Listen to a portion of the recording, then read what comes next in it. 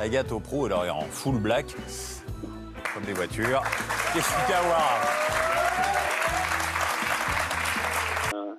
Ça va rassembler les Français, donc on sera acteurs, il faudra... De France, on peut le dire. Oui, bien, on a eu beaucoup de mal. Donc, il va y avoir une vraie pression du coup, sur toute l'équipe de France.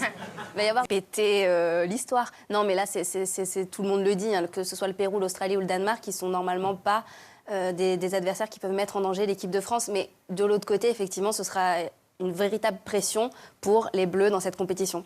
Donc, quand même 5 ou 6 joueurs. C'est trop. Donc, c'est beaucoup. Et donc, il n'y a aucun automatisme. On l'a vu contre 3, le milieu de terrain était complètement changé. C'est pas un changement où tu n'as pas l'habitude. Tous les entraîneurs qui ont du mal en ce moment... Plutôt justement que c'est Lucien Fabre. Pour moi, il a typiquement l'attitude du mec qui veut plus être avec sa meuf, mais qui ne sait pas comment lui annoncer. Il est d'aller à Dortmund, moi je pense qu'il a encore envie et qu'il y pense même pour cet hiver. Ouais, surtout que Bosch, vraisemblablement, c'est compliqué pour lui sa situation. Il fait plus d'efforts, il a plus envie. Moi je trouve que ça se ressent sur les joueurs, des joueurs comme Seri, comme Balotelli, que je reconnais plus. J'ai l'impression qu'ils sont devenus les ombres d'eux-mêmes. Moi je pense que ça va plus du tout. Pierre, un truc qui m'horripile. Il n'y a pas de jeu.